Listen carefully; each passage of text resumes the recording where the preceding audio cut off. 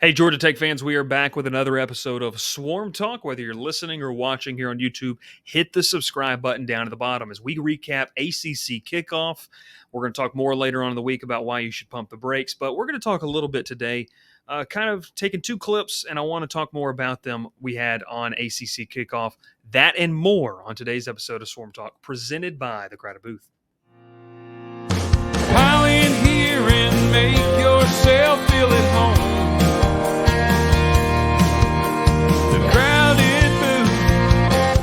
Coming on the Crowded Booth with Bryce Koon.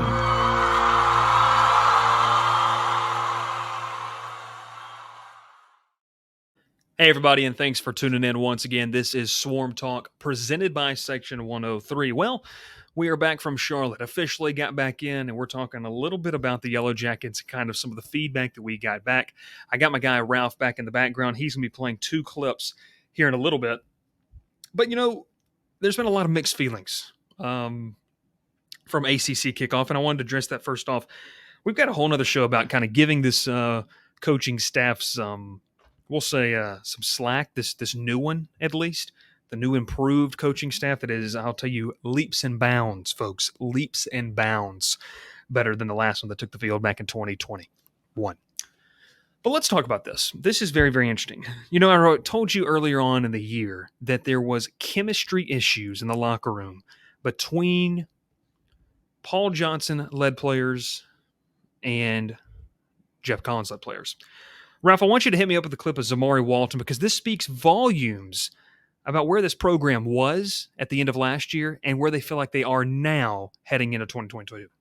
And I feel like we have the right guys in our program now that fits the culture and that's doing what Coach wants, so we can really get to where we want to be. That makes a big difference, you think? Yes, sir. You got having the guys that fit the culture, I guess? Yes. Yeah. Good. What did Zamari Walton say right there? Well, he said it helps to have guys that fit the culture. The question was, where do we look? Where do you go to find improvements? And Zamari Walton answered it in so many words of saying, look, last year, we did not have guys that were on the same page. Communication was off, and we knew that. Look, I'm not going to patronize the fans watching this. You knew that the communication was not there. You could tell when you gave up 6+ 20+ yard plays in one half against Virginia. You know that the communication's not there. But to hear a player in so many words tell you, now we've got guys on board. Now we have guys that are bought into the current staff. Look, I'm not trying to pump sunshine and rainbows. I'm just telling you that's way better than where you were in 2021 when you lost a combined 100-0 to Notre Dame and Georgia. You haven't scored a touchdown since almost feels like 17 years. So, you might as well turn around and figure out what the problem was. It sounds like that they did. The coaching hires were nothing short, I think, of what they needed. Travaris Tillman was spoken very highly of. When we talked to Zamari Walton, he loved what he brought, the former Georgia Tech legend himself, played in the NFL. He brings a realistic demeanor. You also want to know what the key is, and I don't know why this took so long to figure out. A lot of you said, you keep protecting Geoff Collins, you keep doing this. Well, here, we'll just tear into it a little bit. How about that?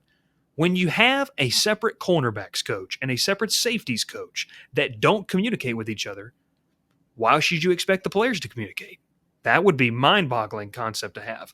Instead, what happened in this situation is you bring in a guy like Tillman from Michigan State, from a proven defensive-minded head coach in Mel Tucker, who's already burst onto the scene. You pull that over there and say, you're coaching all of them. It's already common ground. We told you that throughout the spring practice, into summer workouts, and Zamari Walton hit the head right there. Now I want to play the second clip because I think it's very, very important. We go to the offensive side of the football. This talks a little bit about loyalty. It talks about loyalty to seeing things through, and I think it's a refreshing sense in a day and age where recruiting, the transfer portal is so, and NIL, we'll say that, is so prevalent. Here's this clip from Dante Smith talking about why he decided not to leave Georgia Tech. Ralph, go ahead. For me, it's the loyalty, it's the work that I put in here at Tech, and it doesn't even start with football. It starts with me, getting my degree from Georgia Tech, and the work that I put in school, the work that I put in football. I've come too far just to up and go and people have their reasons, but I had no reason to leave. Maybe the Coach Choice leaving was the reason, but I mean, I know what I want, done at Tech. I know what we can do at Tech, and I want to be here when it happens. I want to be here when it happens. I know what we can build.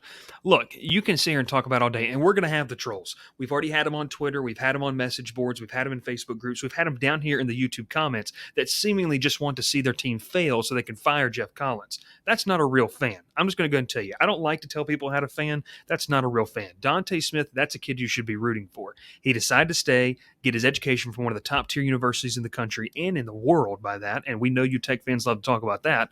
But Wilson, we're serious about this. He pointed out there's the obvious loss. Jahmyr Gibbs went to Alabama. No doubt about it. You weren't going to win anything more than with Jahmyr Gibbs this year. With Dante Smith in tow, you have a guy that wants to be there. He is the lone returner to this running back room. You added a guy in Hassan Hall and a 1,000-yard rusher in Dylan McDuffie. You brought in two really nice, a 4-star and a 3-star running back. It's a good group. It's a solid group. You also got a guy in Mike Daniels who is a stand-up guy. You can go over to our interviews section of our tab. You can see the full interview with Dante Smith where he talks about his love for Mike Daniels and what Daniels has done to come in and create those relationships. He's not hating on anybody. He's just strictly telling you this is what's going on and this is what's happening. So all of that to say, yep, 3 wins each of the last 3 years, 9-25 overall. It's an offense that returns 5 starters, a defense that returns 3. I've already told you that, and we figured it out last year, returning production, take that with a grain of salt. We thought that was going to be something last year. It was a disaster. You have legitimate Power 5 depth. I don't need to tell you that again. You've got actual players that can make plays. And the feeling coming out of ACC Kickoff was that, while the fan base, you all, the media, we may not have the confidence, but this Georgia Tech roster has a silent confidence heading into 2022. And I think that's a welcome sight for a lot of fans. Look, a lot of the older fans, they didn't like all the marketing and all that kind of stuff. It had to happen. We'll talk about that a little bit later. But the feeling leaving ACC Kickoff was there was a silent confidence with the players. Samari Walton talked about it. Head over to our video. We're going to link those down below. He felt that they were going to be better. There's no doubt about it. They're on the same page. You have guys that want to buy into the system.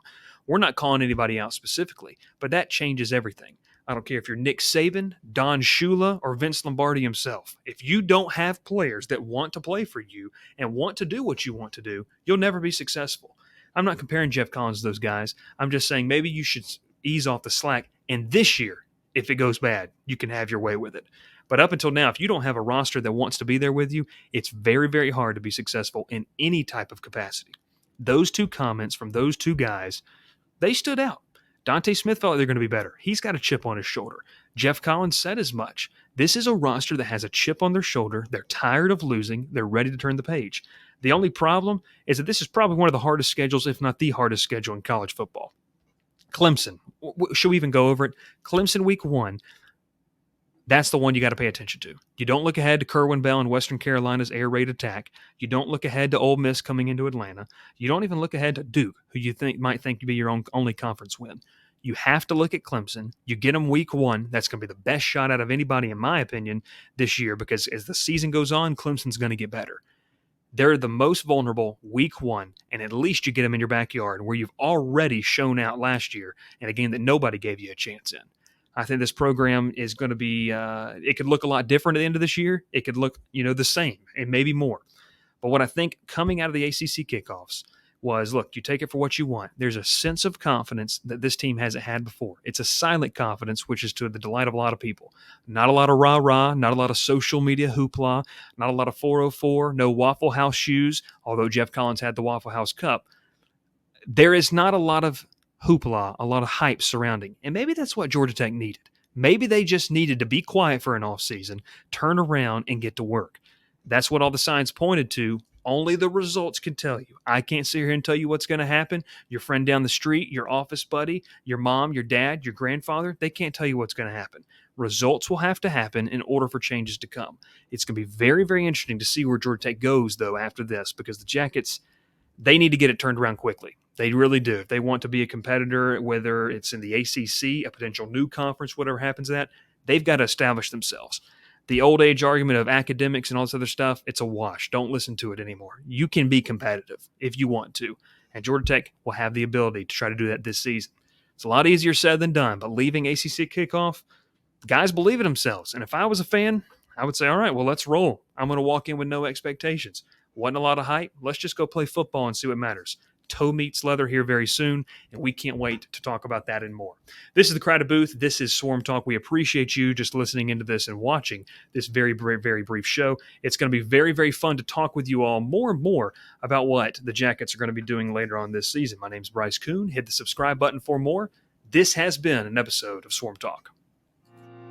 Pile in here and make yourself feel at home.